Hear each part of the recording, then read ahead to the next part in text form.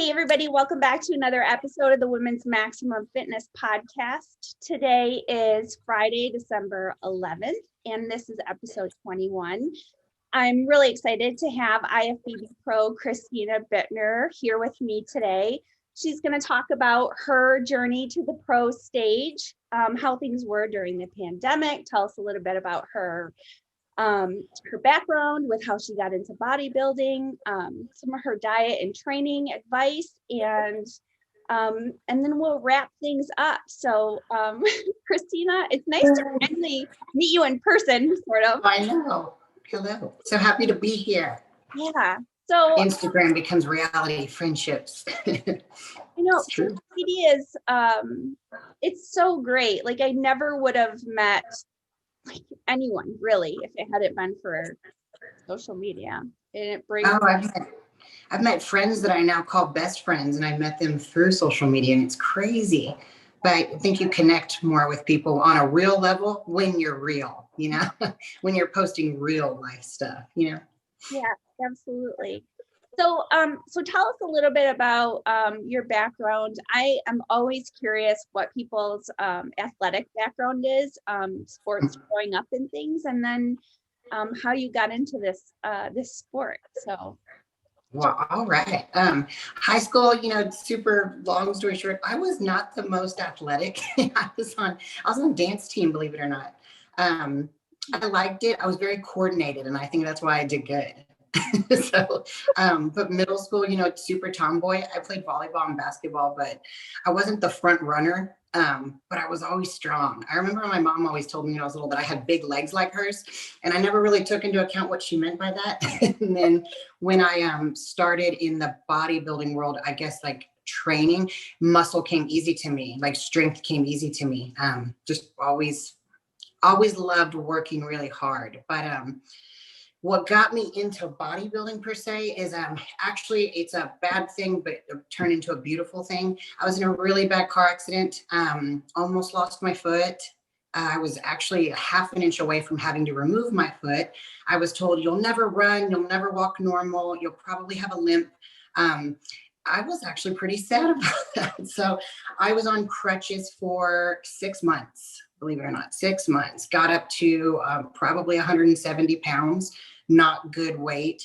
And someone asked me if I wanted to go watch a bodybuilding competition. And I said, yes. I had no clue what the hell it was. So I went, and I just remember being in awe. And I just thought, as soon as I'm not on these crutches anymore, I'd like to do that. So, but because I was heavy with not really muscle on me, when I started training and I lost body fat, I was a bikini girl. So, but I wanted to do the muscle part, but I did compete in bikini for about 1 year. Only did one show, switched to figure, did okay. And then always wanted to be the more muscular girl. So took a couple years to train really hard, switched to women's physique. And then my heart got into it, and then it just kept soaring up, I guess. So who helped you with your like coaching at the beginning? How did you learn about training styles, and how has your training style changed from when you first started and maybe didn't really know what you were doing to now where your training is just it's precise? I know it's incredible. So when I did that first show with bikini, I saw this guy at the gym that was training girls, and I just said, hey, I'm going to do a show. He gave me this diet. It was literally, here's 16 weeks. You're just going to do this for 16 weeks. And I'm all, okay. So it was food for someone else, aimed for someone else. And I followed it.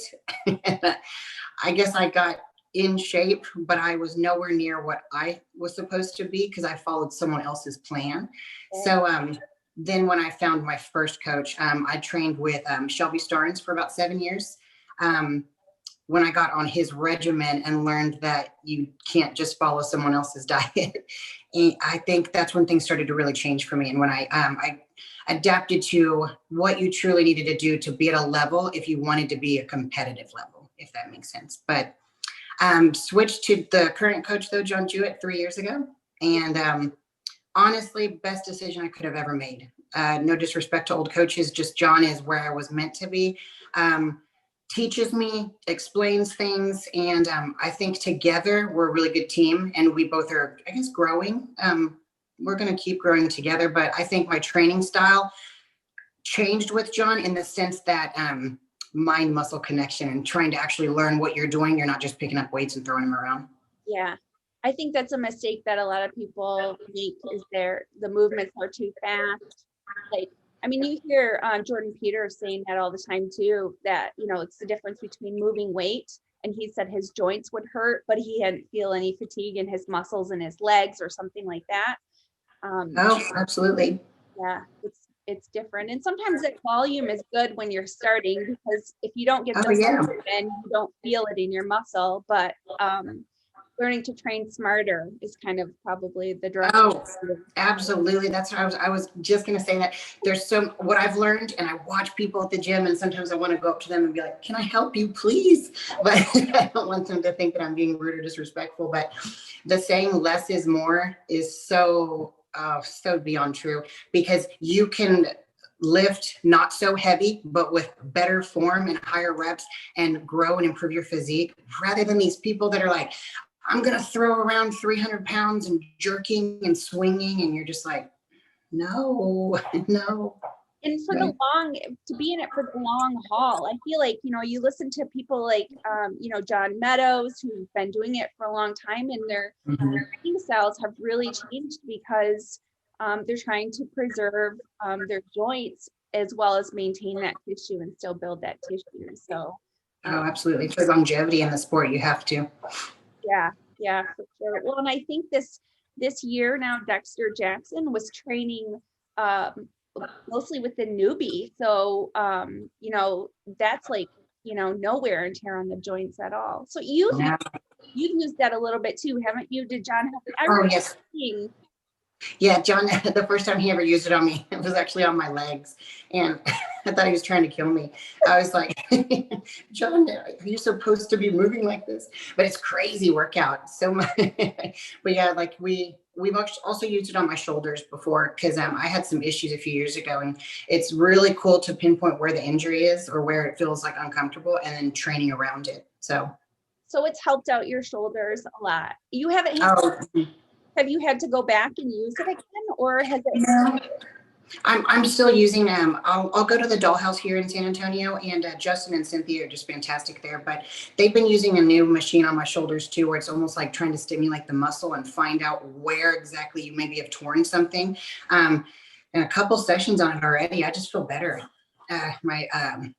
It was real tight, and I had limited mobility sometimes at the top of a stretch. So it's really cool to be able to fix it, because when you're in your off season like I am and you're trying to grow, I mean, you don't want injuries. It's kind of. Have you had any major injuries, or everything's been good for the most part? No injuries yet. We're not going to have any. Just going to smooth yes. till the end, right? Yes. So you said sometimes at the gym you think about, you want to correct people, but you're not a trainer, right? Tell us about your job. Yeah, definitely not a trainer. Weights and cakes, baby. Yeah. So funny. My Jeep has my Weights and Cakes decal on it. And someone came up to me at the gym and they were like, I got to ask you, what does that mean? And I was like, so I compete professionally and then I decorate cakes professionally. And he's like, oh, I mean, I figured the weights part. I just thought cakes, maybe that was your nickname. That's really funny. Yeah, that's my nickname. But no, so yes, my full-time job. So I actually went to culinary school. I graduated. I got a degree in pastry. I took it to working at a fine dining restaurant here in town for 5 years. I was a pastry chef for Silo here in San Antonio. But I really wanted to do my cakes full time, like wedding cakes, really cool birthday cakes, like building creative art. It was very hard to do that when you're working at a high volume restaurant and trying to compete at the level that I wanted to compete at. So I ended up quitting the restaurant back in 2015, took a chance that I'm just going to do my cake business full time from home. And that's what I do now. And I love it. Yeah. So Weights and Cakes.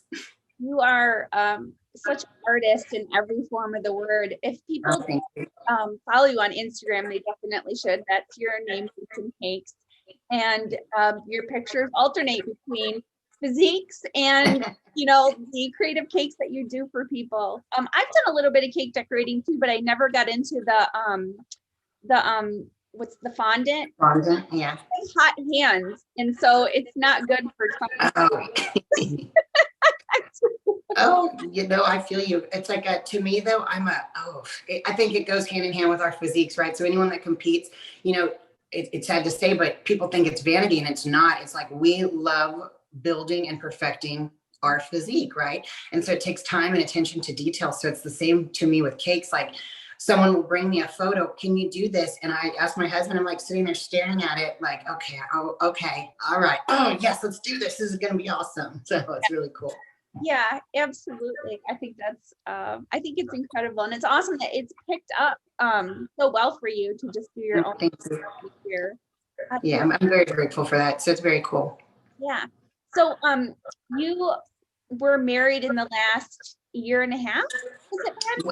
We just celebrated 2 years married, November 30th. So okay, yeah. And that was a family that came together. Didn't you all of a sudden become like a mom of 5 or something like that? How many children? Yes. 5 kids. Yes. I'll never forget. So my husband reached out to me. So super funny story. I went to do a cupcake table at Rock's Discount in town because Kai Green was going to be there. And my husband ended up coming to Rock's to see Kai Green with 2 of his kids, 2 of the 5. I had already left though. I'd finished the cupcakes, took off out the building. So he took my business card, and then he messaged me, and he needed a cake for his baby that was turning 1. So I made a cake for him. And then a couple of weeks later, made more stuff for his business. And then 6 months down the road, he's like, hey, would you like to go to dinner sometime? And I remember telling my sister, I'm going on a date with this guy tonight. All I know is he has like a 1-year-old. Like, that's all I know. So we're sitting at dinner, and we're drinking some wine. And then he just kept saying the kiddos. And I was all, how many do you have? And I remember he's like, well, Macy's going to be 10 and Tyler's going to be 11. And I was like, just sitting there because I had no children. And I just remember drinking my wine like, oh, this is beautiful. Okay. And then he's like, do you have any kids? And I said, do you want more? Like, do you want to have more?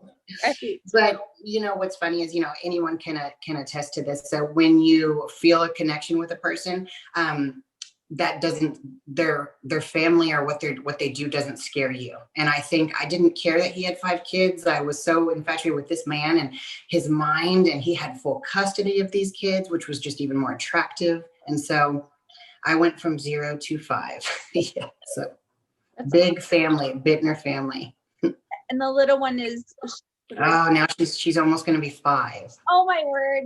So I know. And I'm very, very much mom to her, and I will be fully mom to her very soon. And we can't wait for that. Yes.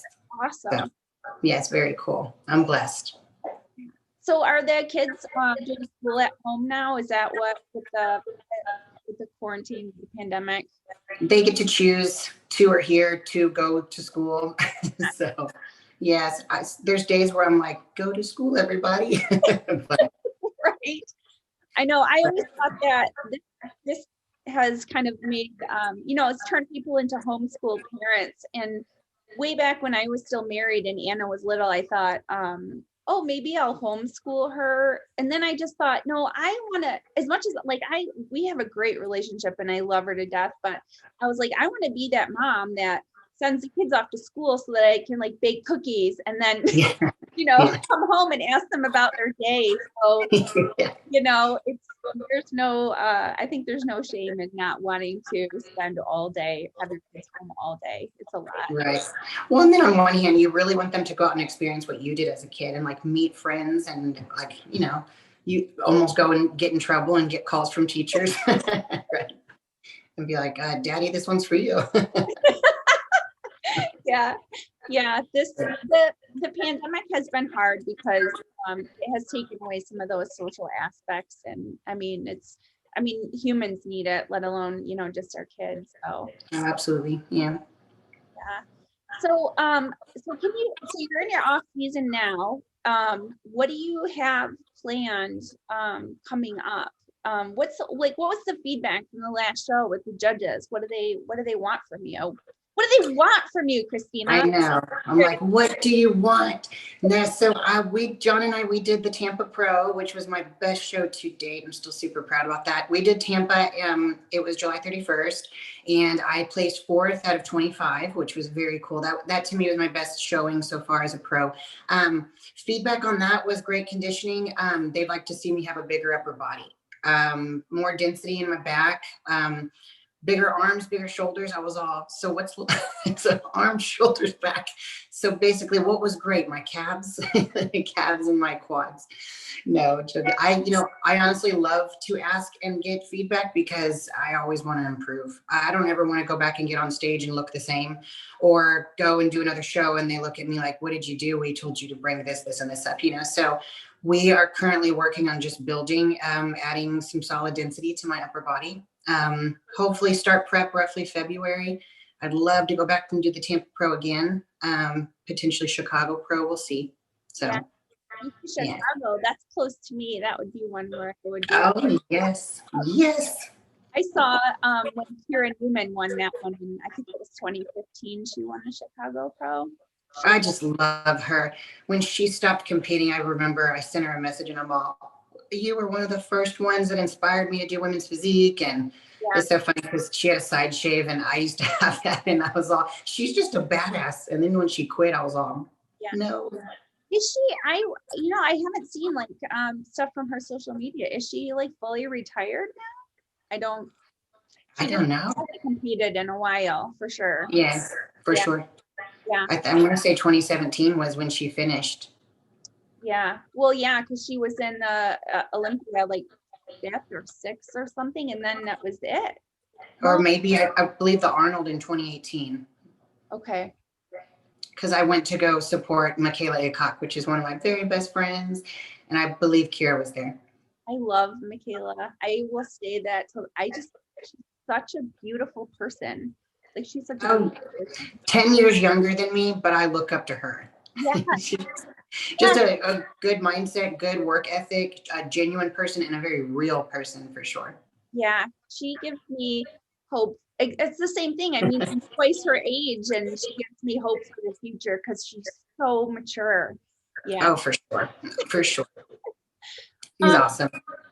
So she better be watching this later. So Michaela, you better be watching this and hear the beautiful words we spoke. Well, and I've said this before too. I actually said it on when I was talking to Carlin, that I said I love Michaela, and I love that she's so open about her faith, but she is so diehard in her faith. She just is like, challenge me, I don't care. Like, this is what I believe. Yes. And I just think that type of stubbornness is just really admirable. So yeah. Well, along with that, I think when people own who they are and they don't need to change to get someone else's, what am I trying to say? There's a lot of people with social media, they want to portray themselves as a certain light so everyone loves them. But then when you're just very real and you post yourself and this is me, follow me or don't, I don't know. That's how I try to lead. And I think that's what she does too. Yeah. And that's that's the definition of a strong woman, right? You're not caving to, society's norms or whatever, like you said, what's going to get you accepted. You're just like, this is who I am. And it's okay to have haters. I guess that means that you're doing. Yes. I always say it means they noticed you. You're doing something good. I don't know. I'd rather have a hater though, just because maybe they're frustrated in their own self and maybe I can help them change their mind rather than hate because I've really done something to hurt somebody. But no, this is funny, but I just said this yesterday to somebody. One day social media might disappear, right? You got to be happy with your life and what you're doing, or you're not going to be happy in life. Because some people, they thrive on needing this outlet, and you need to be happy with what's going on around you and in the flesh, Yeah. It's funny because without naming any names, and you know what? You would know maybe who I was talking about, but I was talking to my ex-husband last night, and I was saying how I know this couple from social media who, if you look at they've built basically an empire financially, and the girl is like from Forbes or whatever, it said that she's worth like $97 million. And Wow. she still on social media. And I would just be like, I would be like, throw my phone in an ocean and go build a tree house in Montana and like spending the rest of my, I'm like, why would you even try to be making more money or trying to be engaging in that? Like I would be traveling and spending time with my friends. Like it's Yes. crazy. And it's like, to me, that's just like, you need something from social media because there's no other reason for you to be, I mean, why would you be doing, you know what I'm saying? Oh, for sure. Yeah. So, I mean, in my opinion, I'll never have $5 million, let alone Right. million, but And even if I did, I'd probably still be doing what I'm doing, weights and cakes. thanks.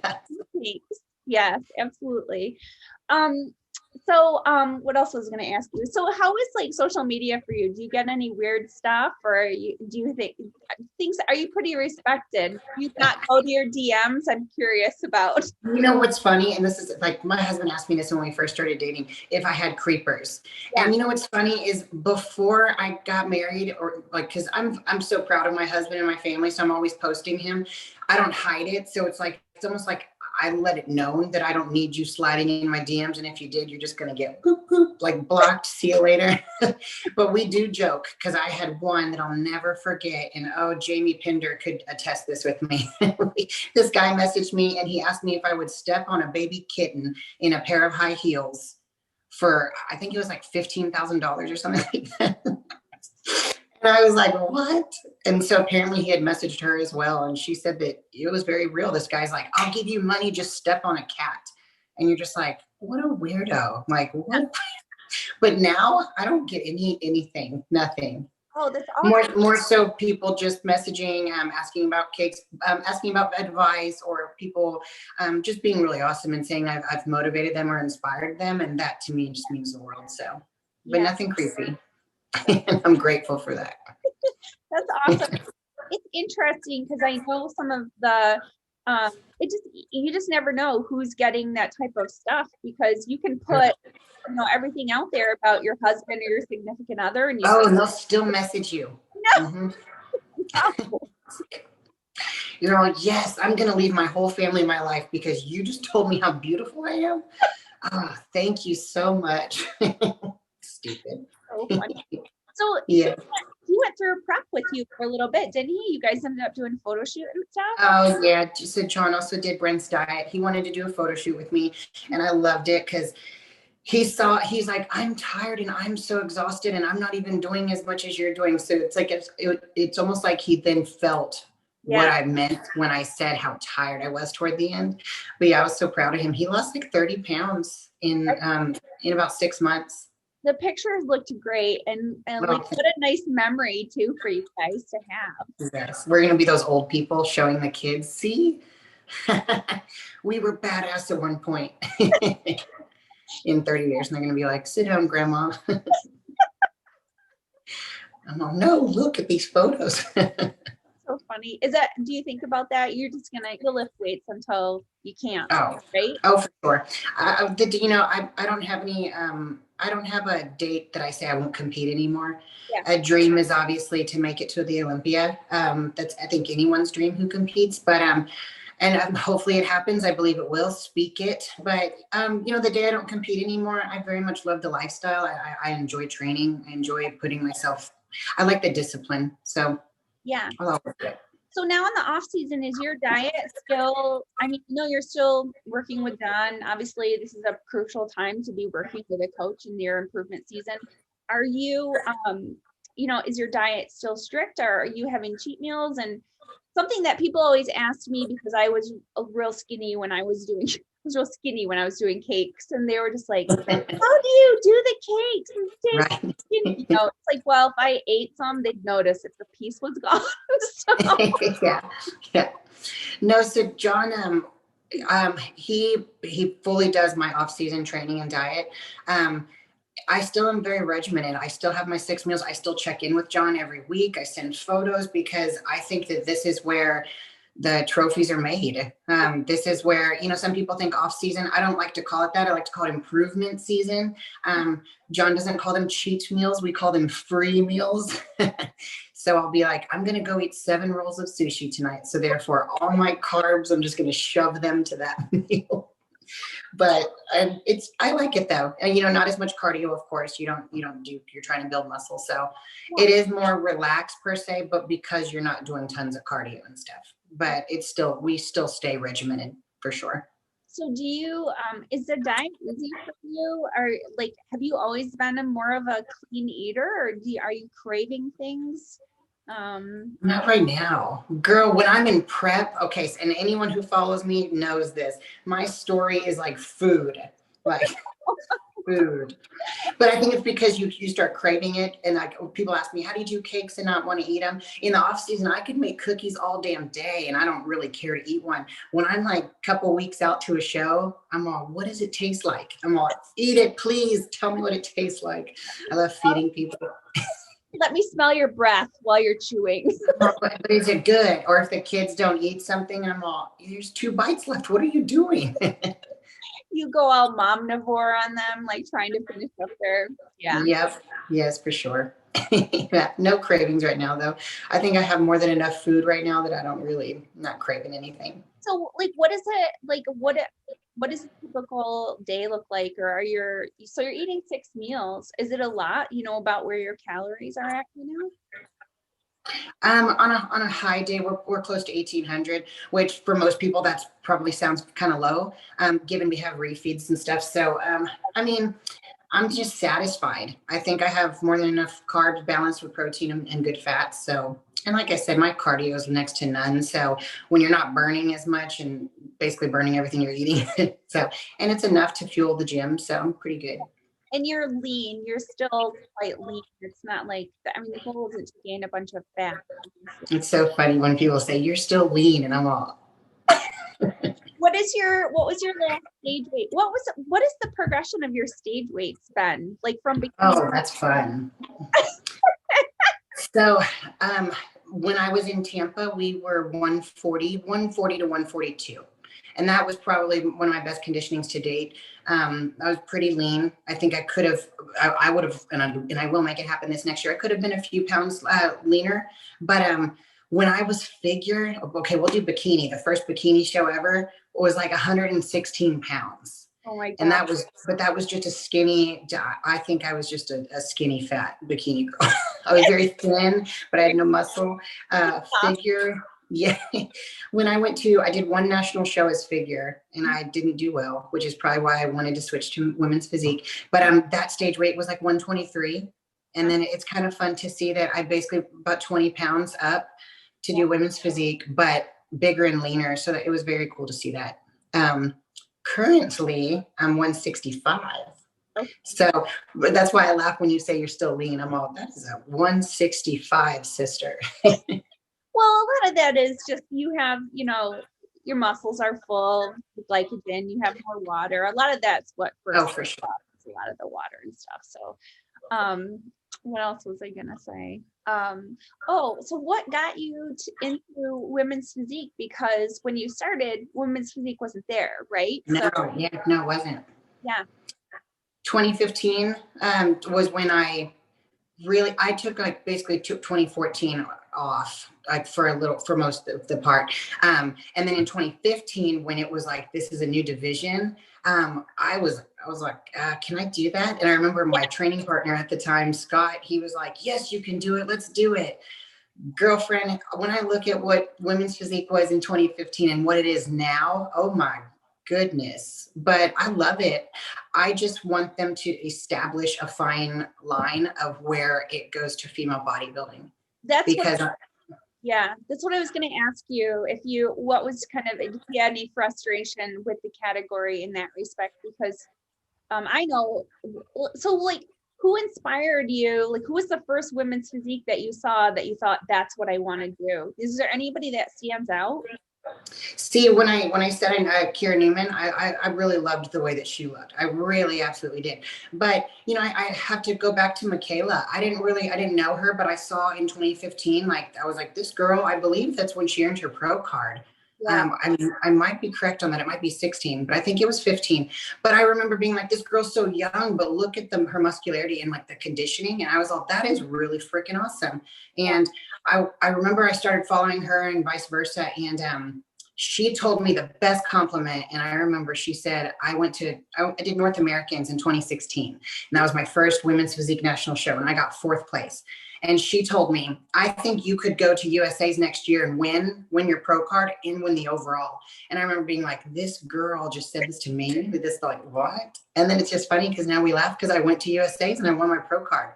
I missed the overall, damn it, but I got the card. But it was very cool. So and we've just developed such a good friendship, and we motivate each other and talk every day. So she's a badass. Sounds like she's maybe she needs to call me up and tell me that I'm gonna earn $1 million. Yeah. Yeah, right. Now I just need her to tell me, Christina, you're gonna win the lottery tomorrow and go to the Olympia next year. I'm all, well, sign me up. Let's do it. Right? That'd be awesome. Awesome. Again, Michaela, do you hear this? Right. Well, sure. We'll just send it right to her. Yeah. So, so you just feel like, I mean, it's tough, right? Because when they're judging, they can only judge what's in front of them. Absolutely. And you're right, from the beginning with Dana and Bailey, they were tiny. I mean, I competed in women's physique in 2014 at 21 pounds, and I'm almost 5'5". And that's what, Juliana and Dana were 120 pounds or around, more or less. So, I think the fact that they are pulling women's bodybuilding back into it, which I love. Me too. Hopefully that will help with the definition, because is it Misha Valentina? No, she's gone over to Misha Valentina.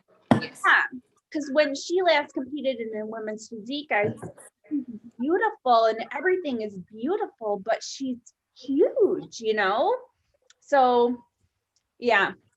It's when I say I want them to do a fine line between the two divisions, it's just you're told on one hand, we don't want to see striated glutes. Right. We don't want to see that. And you're just like, okay. And then the ones with striated glutes are being rewarded. So but then you'll go to your next show. These girls will work even harder, get striated ass glutes. And then that show, those girls don't win, And so it's like, come on. Well, and then on the lower level, they do pick softer girls, but then they expect them to be more conditioned when they get to the pro level. So it should be fluid across the board. It really should. Oh, I agree. Hopefully they'll change that soon. Yeah. So, and with the introduction of, with wellness and things too, I think bikini is going to be a little bit more defined as well. But now seeing some of these Olympic bikini competitors, I mean, they are freaking lean. Like, they're very lean. Yes. So, it'll be interesting. It'll be interesting at Olympia, just because the whole year was very unprecedented, just to see kind of what kind of impact it has on the athletes. Oh, I can't wait. I'm going to be there too, so I can't wait to watch it and just be in awe. So we'll see. It's going to be very cool. Screaming for John. Oh, yes. I can't wait. I'm really happy to be there to support him for sure. Yeah, for sure. He and Renee are so great at actually building relationships. They're such genuine people. And they're like a beautiful couple too. You're like, I know you don't want to have kids anytime soon, but the day you guys do, it's gonna be it's like on a model of a magazine. I know. John has such pretty eyes, and then Renee's also exotic looking. Just beautiful, yes. Yeah, they're awesome. They're a good couple, and I love that my friendship has grown with both of them over the last couple of years too. So it's really cool. But to have genuine support from people in the sport, but also outside of the sport, it's like you can talk about other things too. So they're awesome. Yeah, very cool. Let's see. I think there was one more thing that I wanted to ask you about. Oh, how was training and things for you during the pandemic? So, it looks like you have a good setup at home. We were very lucky to have that. Best thing I ever bought was my Stairmaster years ago, and we had a treadmill. So I was set for cardio. And when I met my husband, he already had basically like a big, not a Bowflex, but where you had everything, lat pull down, seated rows, and dumbbells. So we were like, let's just make it work. It was quite discouraging, but I think what I love is I stayed true to myself and I kept like just a positive attitude. I was like, I'm not going to stop prepping until you tell me there's literally no shows. So we were 8 weeks out and canceled. And then we went back to 12 weeks out. And I'm like, okay, what's 4 more weeks? That's nothing. And then we were 8 weeks out again, canceled. Went back to 14 weeks out. And I just looked at, I was like, all right, John, this is it. One more. If it's canceled, we're done. But it wasn't canceled. And I was really happy I stayed with it. Was it difficult? Yes. But at the same time, you're almost like in your own little bubble at home. So you really didn't have any true like distractions. So it's like, well, why are you going to quit? Just keep going. You have everything right in front of you. Just do it. So, now my heart, with that said, that went out to a lot of people that didn't have the ability to train at home. And it made me very sad because then it almost was like, just cancel the whole season then, because nobody can train, Yeah. But yeah, it totally bridged this gap between people that had access and people who didn't, because, I know for me, take the gym away and I have a very active job. I ended up getting some overuse injuries because I had my back weekend and everything else. So it was very frustrating. But one of the things that I remember John has told me different times throughout the years, anytime something bad happens, is that, he's like, you're always going to learn from this. It's going to be, even if it's a step back, that struggle is going to make you stronger, and it's going to make you a better person or better coach. Yeah. So however people handled it, you pushed through. I did other things.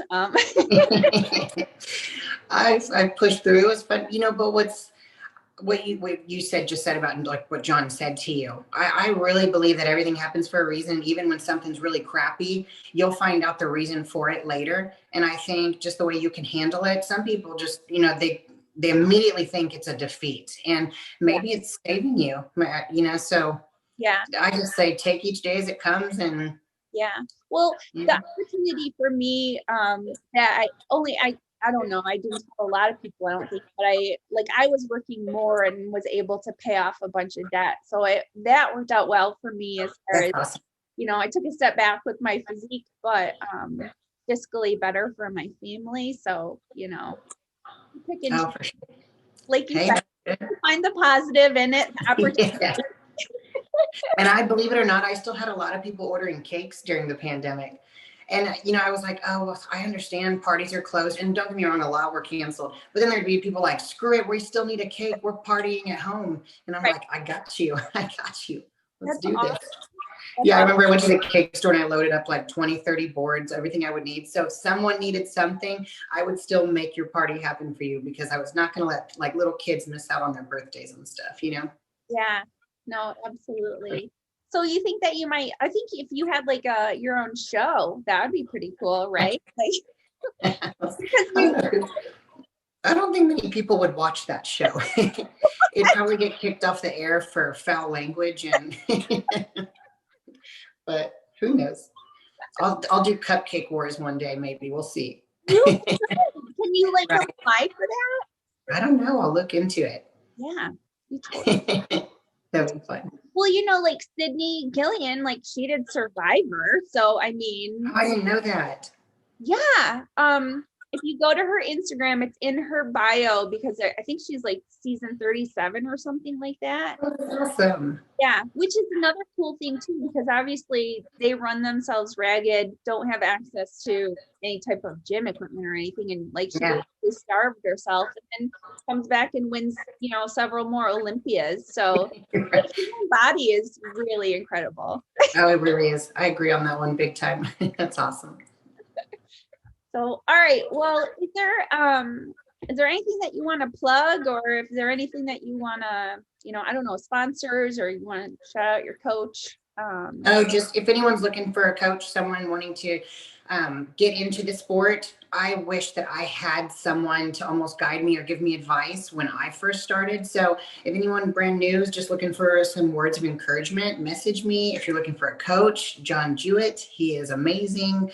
Currently not sponsored. I do have a beautiful suit sponsor, Bodacious Bikinis. She makes incredible stage suits. So if someone's looking for a suit, definitely Bodacious Meredith. She's amazing, but that's about it.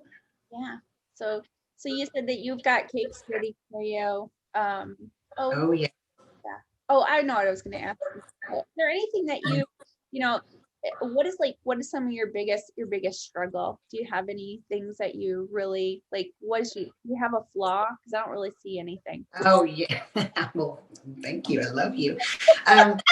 You know what? I'm going to be very real and very honest. I think my biggest flaw is I need to get better at taking my own advice, because women, especially currently right now in their off season, right? So I was joking earlier about saying I'm not lean at 165. I think body image is such a big thing right now.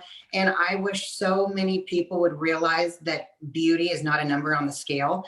And so I think what I struggle with is watching what I say now that I'm a mom, because I would never want my daughters to grow up thinking that they needed to weigh a certain number to be beautiful. So I've posted it before, but Emmy, I'll stand on the scale because I got to see what my weight is to tell John.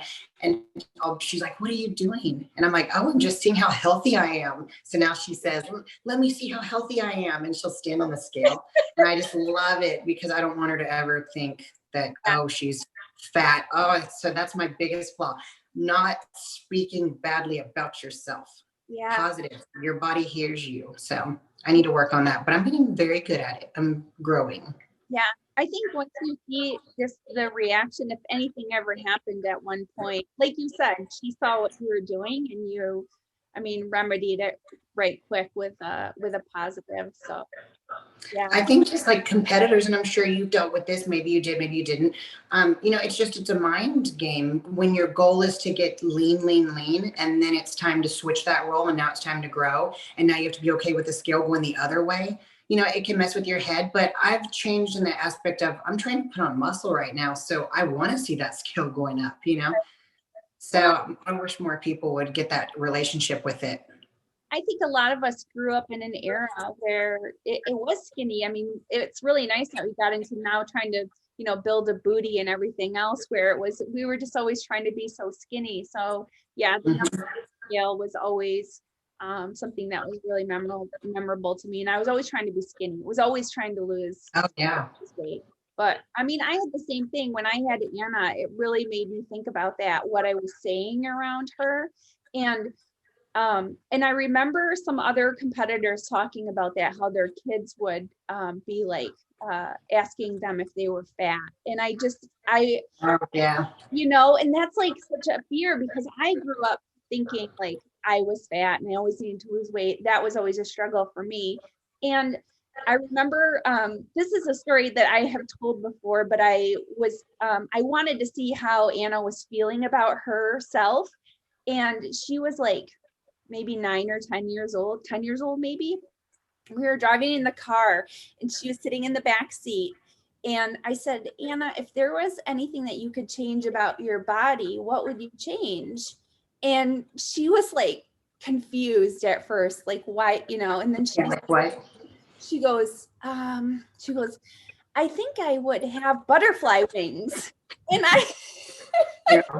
Me too. I'm like, that's awesome. So she wasn't thinking like I should be skinnier or I should have abs or, oh yes, and she sees it in other people and she admires it, but it's not like I don't like myself because they have something I don't have. So absolutely. Yeah. So yeah, raising strong women, and especially in social media where you can put so much emphasis on appearances. I know too, for 2018, I didn't do as much in the gym, and I didn't want to post pictures on social media because I wasn't as in shape as I wanted to be. And then I realized like people follow you because you're real, not just because you know, you have Yes. muscle and they want to see those struggles to know that like, oh, they're struggling like me too, you know, oh, the pandemic affected her as well, however it did, you know. So Oh, for sure. It's like being relatable. yes. To show people that I'm very real. This is me. I have bad days too. And I had a friend one time say, why do you post photos of yourself in the off season? You don't like get embarrassed. And I'm like, no, because that's me. And I'm not walking around at stage weight all year round, you know, and I don't always have perfect hair and I'm not always wearing the highest heels and the sexiest dress. You know what I mean? It's like, I'm a real person. I don't have time to do this. Well, I think they need to see that, you know what I mean? agree.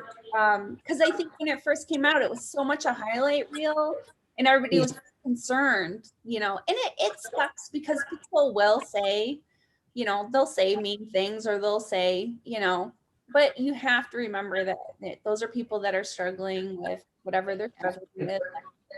Keyboard warriors, right? I know. I'm like, oh, you think I'm ugly? You ruined my day. It's like, let me see you. And then I have no posts, right? They have no posts, not followed. They're following thousands of people, but they've yet to post a photo of themselves, but you're ugly. But you're ugly. Yeah. Or, you know, I remember like sometimes people just be like, why do you have makeup on at the gym? Or like, just instead of like, they could be asking you an actual training question and they choose to point out something in the background or whatever. It's right. So dumb. I just take it and laugh. You just can only laugh at those people. Like whatever. So. Well, I think we covered a lot of what I want. Okay. So, and I know you. Well, I love talking to you. It was nice talking to you too, and I'll let you get to your cakes and you said and weights. Yes. Are you training today? I sure am. What are you training today? We got some back today, my favorite. Oh, I didn't ask you that. What is your? Yeah, let's get a. My favorite to train, I think, but it's. I posted something the other day, and I said, make your weaknesses your strengths. Yeah. So I don't think I have a weak back, but I know that I want to bring up the density, like we stated, and my arms. So I enjoy training what apparently is my lesser, because I want to bring it up. So I get excited about it. So what are you doing to try to bring up the back thickness? Are you incorporating like more deadlifts, or what type of exercises are you more doing for that? We have two separate, John is so funny. We have two separate, we got push A and push B and pull A and pull B. So I'm always changing it up. One's working on thickness and density. One's working on width. I absolutely love low rows, seated rows, dumbbell rows. Okay. Yeah. Oh, pendulum rows, just anything that's going to create thickness. And in John's words, hammer the traps, hammer the traps. So, yes. Nice. So is your, are you on a push-pull leg type of a split then? Is that what your training looks like? We rotate a lot of things. Before I ever trained with John, I always stuck to just one body part a day. Like I would do shoulders one day, back one day. And it made sense to me. And I still do like having splits like that.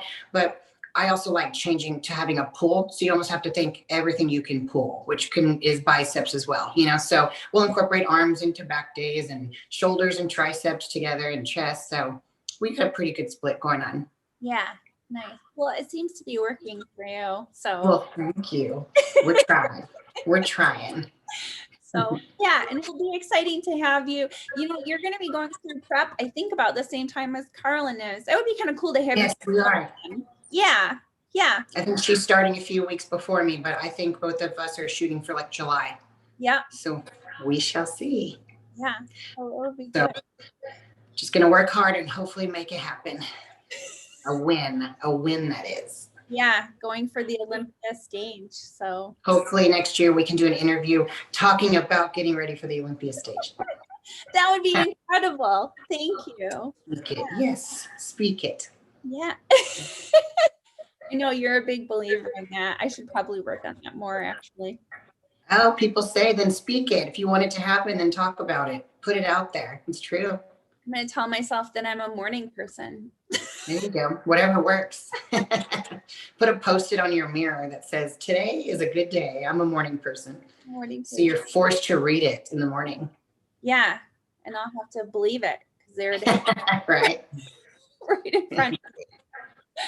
So, yeah. All right. Well, let me wrap this up and say that add a little disclaimer that this podcast is for entertainment purposes only, and all advice is risk assumed by the listener.